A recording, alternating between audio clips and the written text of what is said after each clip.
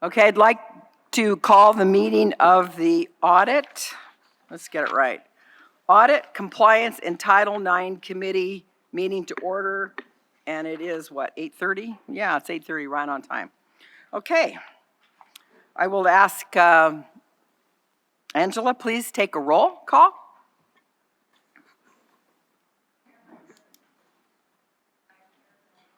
Here. Regent Batista. Regent Boylan. Aye. Regent Brooks. Here. You do have a quorum. Okay, thank you so much. And with that, we'll go to public comment. Do we have any public comment in Great Basin College? There is no public comment at this time. Thank you very much. We'll go to Reno. Is there any public comment in Reno?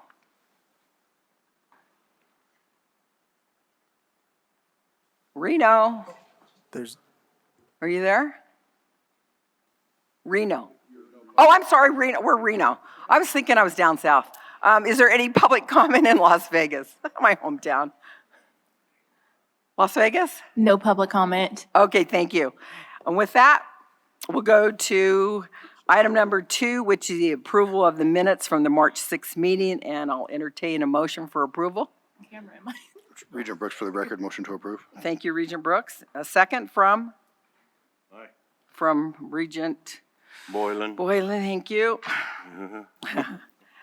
Is there any discussion, any amendments, changes? Hearing none, all in favor of the approval of the minutes of March 6, 2025 meeting, say aye. Aye. Okay. Okay, with that, we'll go to item number 3, which is the chair's report, and Chair Brager is not able to be with us today, and so I have no report. So with that, we'll go into item number 4, which is the change in leadership at College of Southern Nevada, and with that, we will go to our Chief Internal Auditor, Lauren Tripp. Thank you, Vice Chair Del Carlo. For the record, Lauren Tripp, Chief Internal Auditor. In the audit summary, there's a table of audit reports being presented today. So I just wanted to start with a quick thank you to those institutions with reports being presented today. I know it's never fun being audited, but we definitely appreciate your collaboration in these responses. So going into the first report, historically, when there's a change in institutional president or chancellor, we perform what is called exit audits, or what have become now known as change in leadership audits. These typically occur within the new leader's first year. These reviews have been in place for well before I started here. It's really for the sake of the incoming leader to have internal audit do a quick review on some standard areas, so they can be assured things are operating as they should be, or on the flip side, identify areas that might need to be strengthened or need a little more attention. And this makes sense. The committee has heard in the past how risk levels inherently increase when there's a change in process, change in system, or people. These audits historically include an expenditures review, which includes host, operating, travel, financial account review, legal action, contracts, equipment, those kind of things. With that background in mind, we have some recommendations related to strengthening controls related to expenditures, purchase orders, travel, and host, increased communication between departments on campus to encourage de-escalating of issues. There was one finding on this report Chair Brager wanted me to emphasize, and this overlaps a bit into another committee with the fiscal exceptions report, but for the dental faculty practice and that deficit balance, she would like there to be some future discussions related to plans on bringing down that deficit balance, but wanted to give the incoming president some more time to look into that. So that's what I have for that one. Thank you. Thank you for the report. And do any of my committee members have any questions or comments? No? No? Okay. I believe that is an action item, so I'll entertain a motion to approve the report on the CSN change in leadership audit. I'll move to accept it, yeah. Okay, we have a motion from Regent Boylan and a second from? Regent Brooks, for the record, second. I was looking right at him. Regent Batista. Okay, is there any discussion? Okay, hearing none. All in favor all in favor of the approval of the change in leadership audit at College of Southern Nevada, please say aye. Aye. Aye. Are there any nays? It was a unanimous, so it was a unanimous vote. Thank you very much. And with that, we'll go on to item number 5. And before we do that, didn't see my land acknowledgement, so I'm going to take the time to read our land acknowledgement. I think that's important. Before beginning, but we've already begun, we take a moment to recognize that here in Nevada, we stand on the land of the Washishu Washoe, Numu, Northern Paiute, Nuwe, Western Shoshone, and the Nuwu, Southern Paiute. We take a moment to recognize and honor their stewardship that continues into today. With this recognition, we state an intention to rightfully include their voice and respect them as the 27 sovereign tribal nations of Nevada. So thank you. Okay, item number 5 is it's also an action item. It's the contract/customized training for Great Basin College. And again, we will go to our Chief Internal Auditor, Lauren Tripp. Thank you, Vice Chair Del Carlo. For the record, Lauren Tripp, Chief Internal Auditor. This next audit report is for GBC Contract Customized Training. This was a this was a new audit to our group. When we talk about contract customized training, these are typically agreements where a company contracts with GBC, in this case, for GBC to provide training to their employees, lots of times on-site at the company's locations, such as mining. So that's just kind of a little background on what those are. The team noted a few suggestions for improvements in areas that would help consistency for contract customized training. We noted that these types of training documents were pretty decentralized, which leads to variations. So recommendations along the lines of written policies and procedures, documentation of the expense revenue breakdown for each program, just better tracking of the classes. We additionally noted some areas for improvement related to invoices, both paying and invoices that should be paid to the institution. Thank you. Thank you. And do we have any questions or comments? And I didn't realize that this was a first-time audit for this kind of situation. And I would just ask, how did that come about? Was that one of the standards that have been recently put into place, or did you guys just decide you wanted to add some more work? Just kidding.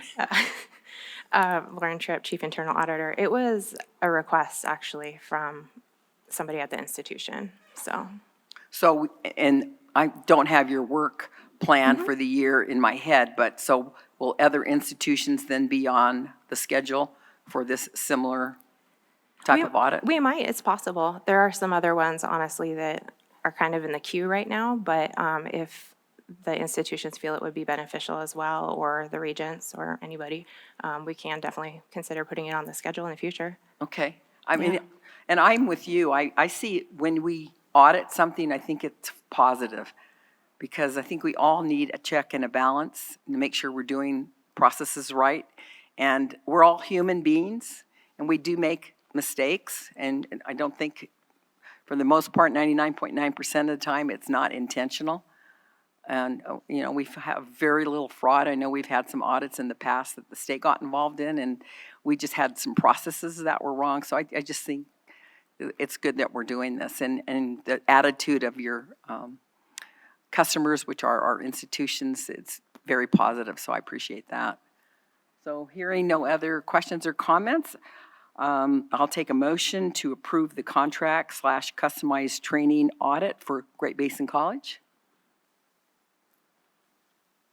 Aaron, Regent Batista, and a second from Regent Boylan.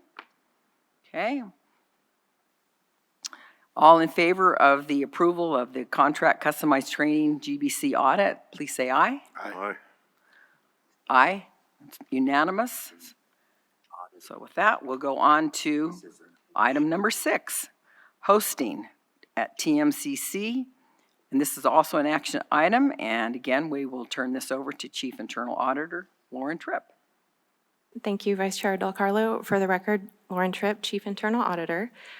In the Board of Regents Handbook, Title IV, Chapter 10, Section 25 requires an internal audit test host expenditures annually. And the way we do that is typically we'll put 1 or 2 host audits on our work plan a year.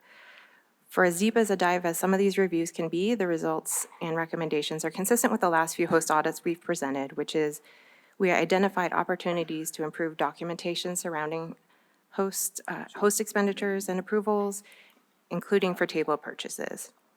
We additionally noted some updates need to be made to internal host policies and procedures to better align with BOR NSHE policy. Thank you. Okay, does anybody have any questions or comments on item number 6? I think we're going to have a record through this today. I do have a question. I know we have a change in leadership there, so when you do that audit in the next year, this will have already been done, so you don't go back and look at anything like that. You might look at it from the period where this ended going forward? Is that what you would do? Lauren Tripp, Chief Internal Auditor. We definitely wouldn't pick up the same expenditures, so it wouldn't be like a double ding, like that would be not cool. Okay. Yeah, Okay, just making sure. yes. Okay, hearing no comments or questions, all in favor of approval of the hosting audit for TMCC, please say aye. Aye. Aye. Okay, well, there's 3 of us now in our meeting. We still have a quorum, so it's unanimous. So that passes. 2, motion second and carried. And with that, we'll go on to item number 7, which is admissions and records audit at Western Nevada College. And I will again go to our Chief Internal Auditor, Lauren Tripp. Thank you, Vice Chair Del Carlo. Lauren Tripp, Chief Internal Auditor. This next report is for WNC admissions and records. The team noted only a few suggestions for improvement in, it's going to be a really short one, ensuring accurate and complete data is maintained along with a catalog update. This report was pretty clean, so thank you. Wow, that makes it really sweet for us too. And that's nice to hear that. It was really clean. Did you hear that, President Delpy? So good work. So please pass that on. Is there any comments or questions for the audit? No? Hearing none. I will move for a motion for approval of the admissions and record audit at Western Nevada College. Seconded, ma'am. So Regent Batista, thank you for making the motion, and Regent Boylan for, I'm writing down as I say that, Boylan for the second. And if there's no comments or discussion, then all in favor of the approval of the admissions and records audit for WNC, please say aye. Aye. Okay, that motion was seconded and carried unanimously. And we're going to go on to item number 8, again, a possible action item. And it's the single audit follow-up for the Nevada System of Higher Education. And with that, we'll go to Chief Internal Auditor Lauren Tripp. Thank you, Vice Chair Del Carlo. For the record, Lauren Tripp, Chief Internal Auditor. So this next report is for the NSHE single audit follow-up for the year ended June 30th, 2024. At prior committee meetings, there was a desire for additional follow-up related to significant deficiencies, especially the ones that were mentioned in the single audit report. Some additional review to ensure the institutions were able to implement what was in the responses, or sometimes maybe what sounds like a good idea at the time, maybe the institution, once they get into trying to make corrective action that way, maybe there's a better way to do it, or the original way just didn't pan out. So following up on those responses. This report is structured differently than the others. For this item, there's 2 attachments. The first contains the audit findings from the single audit, and the second attachment includes the institution responses initially from that single audit, and then there's a follow-up response underneath that initial response. So what the auditor did was she reached out to each institution, that responsible party for each of the findings, to validate their initial response and completion status, or if there were any changes, updates. We noted corrective action had been implemented for the findings or actively in progress. So I'll give an example of one that's more along the lines of in progress, is sometimes staffing can be a challenge. So some of the initial responses might have been, we're going to hire a person to help with this area, and maybe it's taking a little bit longer, but it's still front of mind. There's for one of the findings that has been discussed in more detail during the December and March committee meeting was finding 2024-005 related to CSN and the GO students. In the follow-up attachment, you'll see a reference to the main board meeting since that item will be discussed in more detail during the financial aid update. So what I can say is that all individuals we have talked with have taken these findings to heart. No one's taking this lightly. I feel like all of us, the goal is to bring those findings down. I can safely say that we're all working towards that same goal. So I'm very hopeful for the next audit. Thank you. Okay, thank you. Any questions or comments? Okay, I just have a couple. So is this an audit that gets done every year? Not for like this, what we did for this. We did like a follow-up on their responses. But for the single audit, that's the external audit with our external auditors. So that is done every year. That's what I But this is, thought. yeah, but this is the first time that our group has gone back and like, hey, your initial response, is it still good? Do you want to update that? Where are we in completion of your initial response? So that's the first time we've done that part of it. Okay, so my next follow-up question to that would be then, the audit's been done, the institutions were all very appreciative and wrote their comments, they've changed their processes or adhered to what you recommended. And so when then would be the follow-up to make sure that they've done what they've agreed to do? Okay, so Lauren Tripp, Chief Internal Auditor. So the external audit, this is kind of going to be in my department updates, but they're kicking off their next year's worth for this single audit, like within the next month or so. Okay. So once that audit's done, they'll have their findings, and then also the findings for this fiscal year 24 report. I know I'm going all audit on you, sorry, but these findings will be part of a follow-up in their report, or in the single audit report. So we'll have, if there's current year findings for fiscal year 25, and then there's like a follow-up underneath that for these findings. So that's kind of how it works. Okay, because, you know, the follow-up is. Yeah. You have to, just to make sure we're doing what we say we're doing, Yeah, so right? so we'll actually, and if it's a reoccurring finding, it'll be noted that in the follow-up Yes, part of the single audit report where it's like, this is a repeat finding, and it'll reference that finding in the current report. okay. Yeah, so. All right, thank you. Any other questions or comments? Hearing none, I'll entertain a motion to approve the single audit follow-up for the Nevada System of Higher Education. So moved. So we have a motion for approval from Regent Boylan, and that just must mean that Regent Batista is going to give the second. Is that true? Okay, thank you very much. Hearing no other questions or comments, please say aye for the approval of the single audit follow-up for the NSHE. Aye. Aye. Okay, that passes unanimously. All right, with that, we'll go to item number 9.